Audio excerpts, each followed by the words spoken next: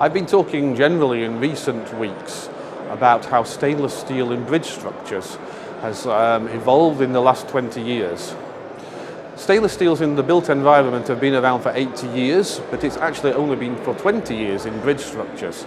And nowadays we're seeing more and more bridges when actually aesthetics are no longer a requirement, and the topic has been more about lifetime ownership costs. Many bridges today are made out of carbon steels and are painted, and the ownership cost of such bridges is very high because of a high maintenance requirement over the lifetime of the bridge. Duplex stainless steel can last for 120 years at least in a bridge, and that means that the owner does not have to maintain the bridge because stainless steel is a virtually maintenance-free material. A good example of this would be a project we're involved with at the moment, which is to replace a series of carbon steel bridges with duplex stainless steel. It's in the city of Stockholm and known as the Söderström bridges.